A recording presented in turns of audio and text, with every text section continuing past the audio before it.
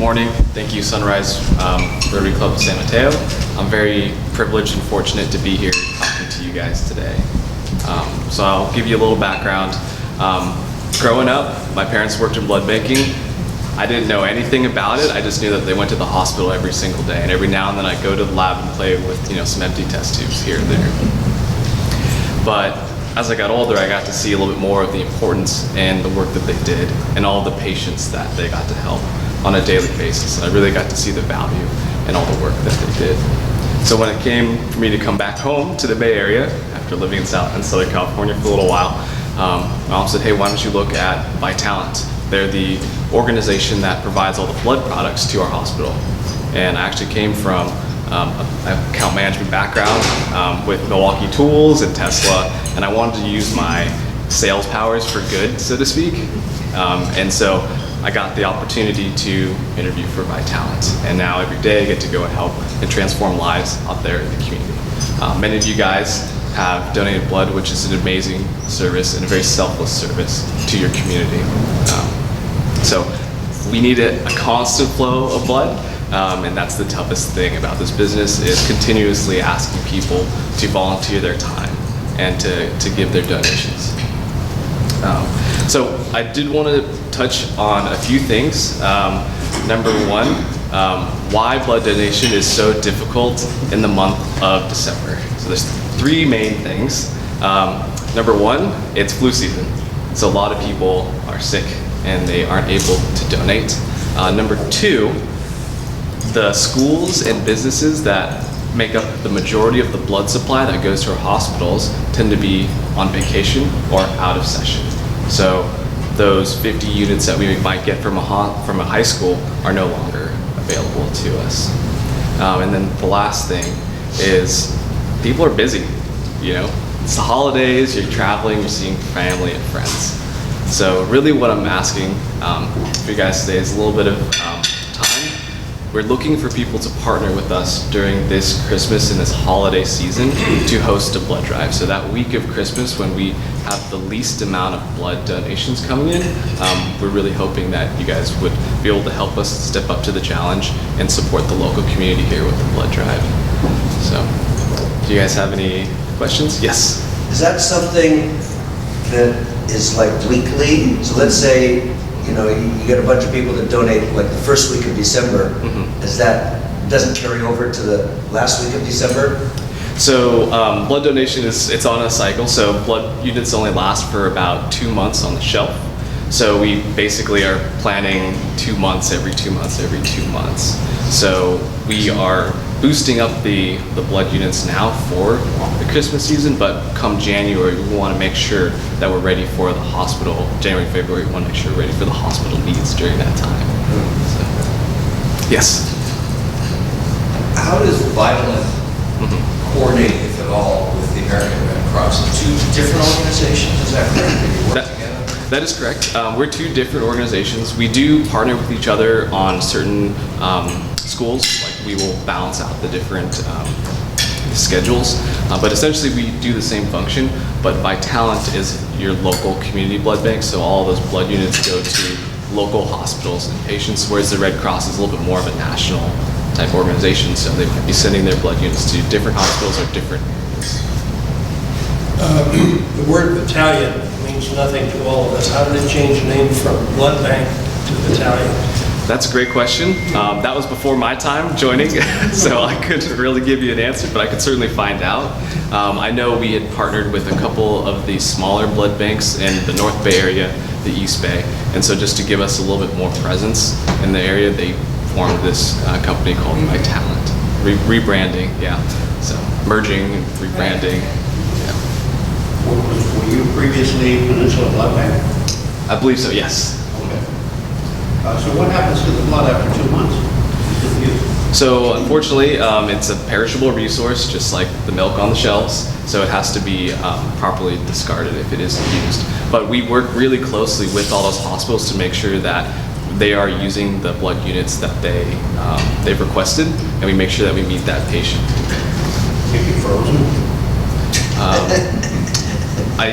So yes, but So for instance, if you were going to go into surgery, you could actually preemptively donate your own blood and hold that for your own surgery too. So, Autologous. oh, sorry. Autologous. Yeah. But if you donate, it would only be good for 2 months, Correct. even if frozen. Yes. Yeah. So we store and package it. Yeah. And it only has a certain shelf life. Blood donation, blood transfusion about a month ago. And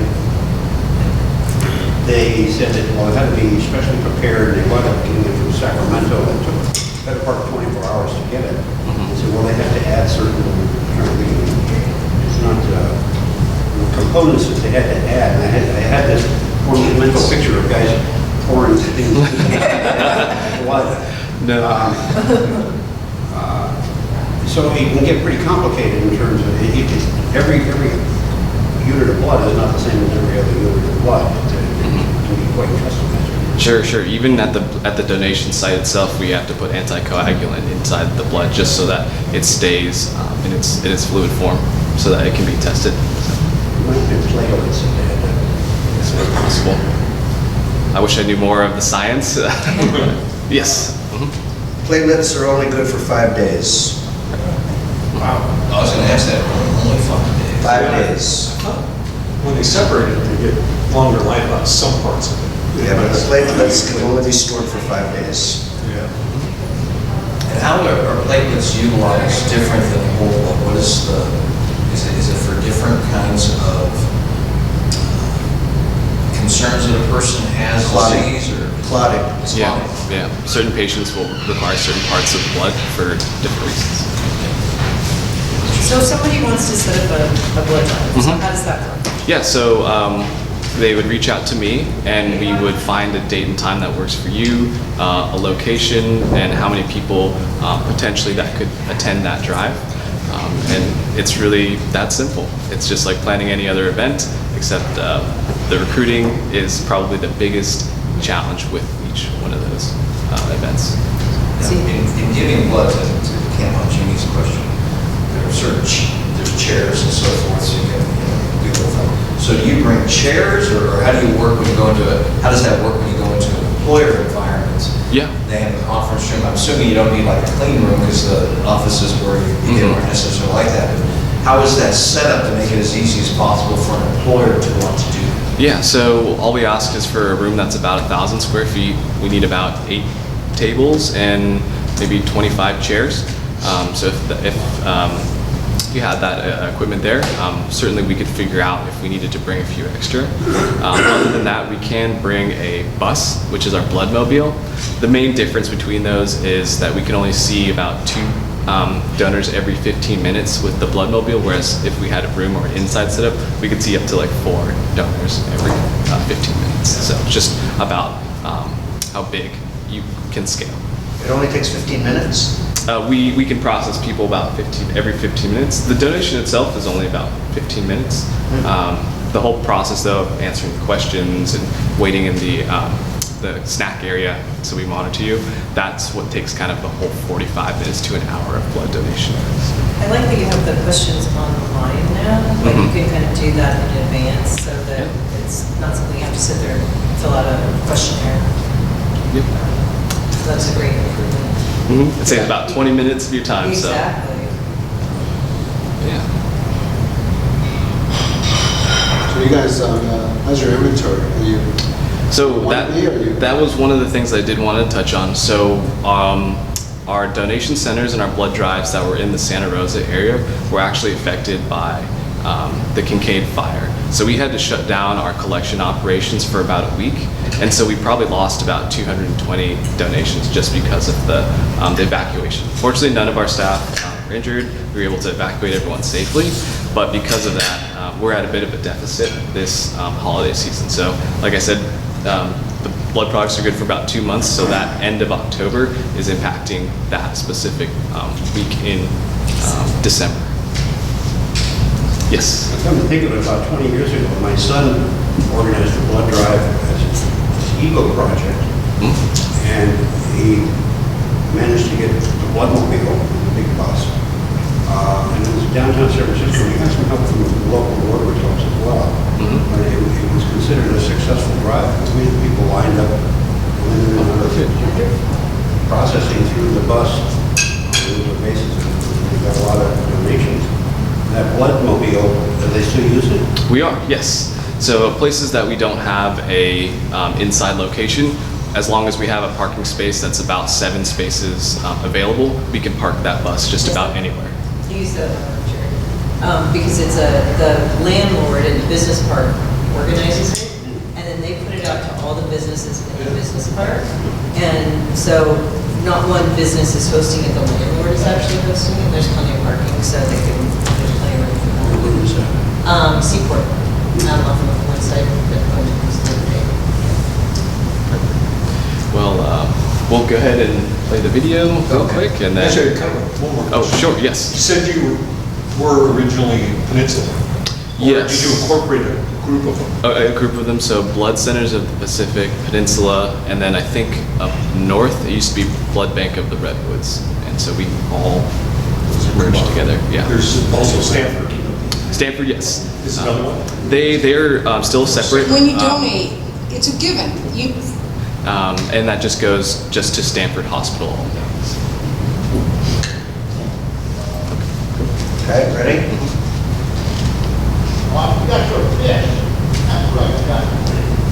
When you donate, it's a given. You understand that your blood, it goes away, and you'll never know what happens to it.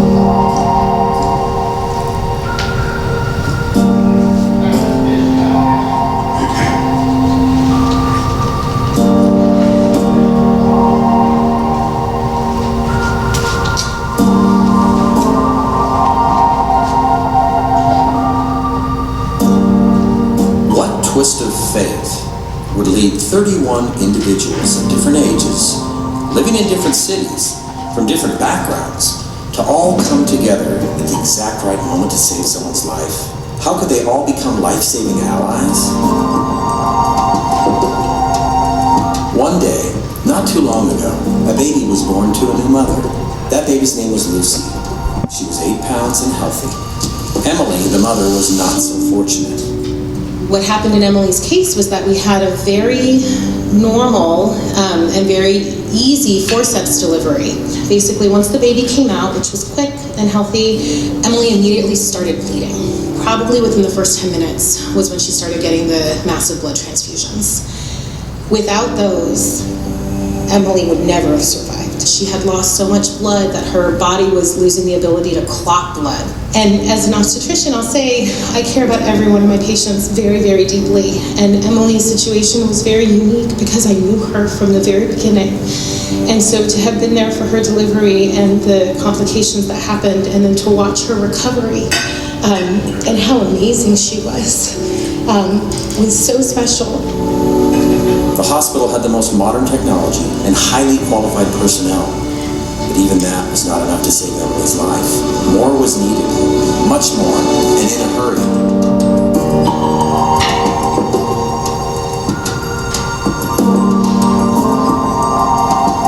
I was either 16 and a half or 17 and a half when I remember my mom telling me that I was O negative. O negative is universal donor, so in an emergency situation, that's the first blood they go for. I had no idea going into my labor that anything was going to go wrong. She was delivered at about 2 in the morning, and I remember hearing them say that she was gorgeous and she was healthy, and I remember looking and seeing the lights above me in the delivery room, and then that's the last thing that I remember. I never thought I would get the chance to meet somebody like Emily who received my blood. I think it was maybe 3 or 4 months after I had been discharged from the hospital that I reached out to the blood bank, and we started talking about what are the ways that we could maybe thank these people, and it really became like a year-long process of tracking these donors down. I'm nervous to meet Emily. Just thinking about this event makes me have that nervous, like tingly finger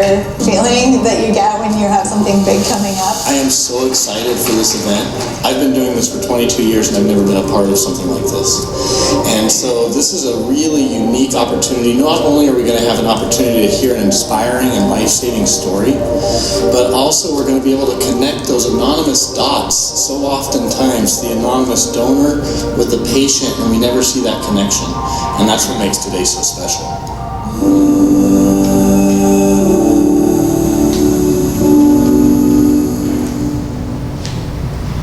It's my pleasure to introduce you now to Emily Peters.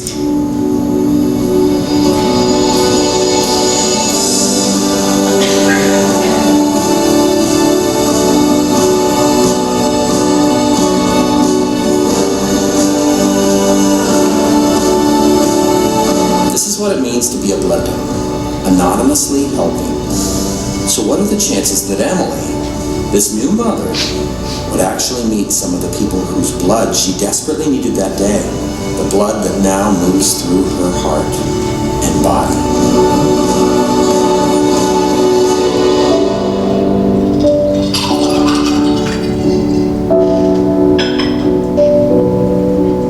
How do you say thank you every day in your life? You show gratitude. So thank you for the blood. Thank you for my life. Thank you for being here so that I can say thank you to you. And to everybody who hears our story or who's here in the room today, I would say keep giving blood, keep giving thanks, be thankful every day for what you have, and thank you so much. This is such a wonderful event to actually have the opportunity to meet somebody who received the blood that I donated. Very much enjoyed it. Been donating blood and platelets for a very long time.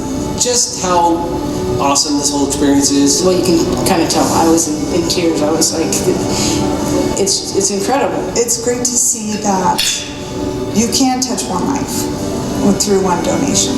If you haven't given blood before, I hope you will think about doing it. It's one of the easiest, best, most generous, most life-changing, most life-saving things I think that you can do with a couple hours of your time.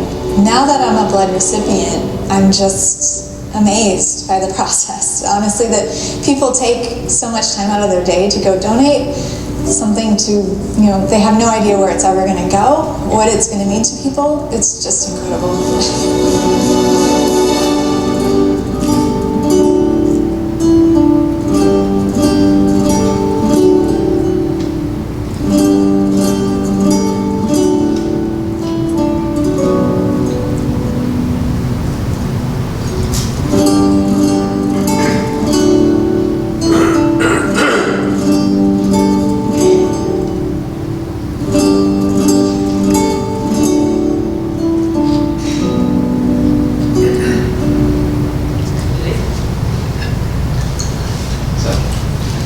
I know it's not often that we get to see the recipients of our blood donations, so that's why I wanted to share that video and say, hey, every time you do donate, it does make a big impact in someone's life.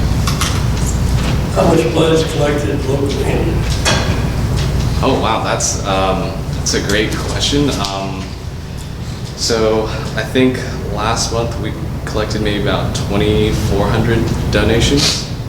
So that's about what we try and replicate every month. Some months higher, some months lower. But yeah. Is that just at the San Mateo site or throughout? Throughout the Bay Area. Yeah.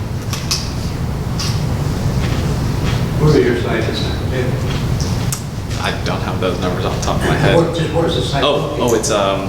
It's off of 2nd Avenue. It's across the street from the hospital. It's right next door to where Bert and I work. Yeah. Maybe you guys should. So what's the universal O? Yeah, so O positive or O negative, that's the universal. They're both universal. As far as I'm concerned, I think for positive blood types, you give O positive, and negative blood types, you give negative, O negative. Does anybody have the blood? Yes. I didn't raise my hand and also have donated blood. I haven't. My question is, how much blood is taken out of the system, out of the donor system? Yeah, so it's How about, much blood is taken? it's less than 1 pint, or about 450 milliliters. And your body has about 10 to 12 pints. So then you just drink a lot of water and it reproduces. Have some wine. Red wine. Yeah. My understanding when you give, because I've given blood for years, is that when you give blood, the replenishment of the fluid doesn't take that long, but of all the nutrients, because you lose from the blood, it probably takes about maybe 30 days. Is that something like that? That's why you give blood any sooner than 8 weeks, because it takes a while to replenish. Yeah, about 3 weeks to replenish all of that. And then we do have a 56-day waiting period in between donations. Just from our research, we found that's when donors can safely and healthily donate every 6 times a year, so every 2 months. Do you have a lot of donors that expect to be paid? A few. Some people get the misconception that blood donation equals dollars. You see a lot of those right next to college campuses, but all of the donations that go to hospitals are from volunteer donors. Any paid donation, that is only for research purposes. Good to know. Yeah. We don't want people falsifying records and going in just to collect a paycheck.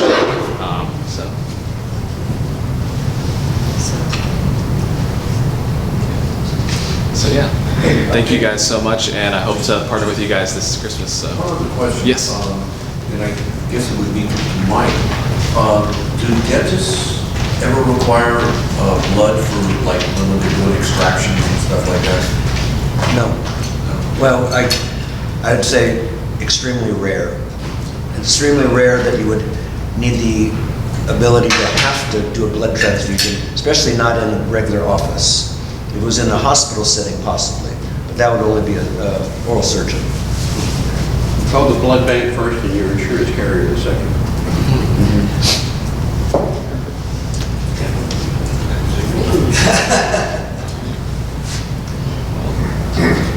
So your information's on here? Yes. Somebody that wants to set something up? Yeah, John has my information too, so please reach out to him. And hopefully we can partner with you guys this Christmas. Have you actually heard of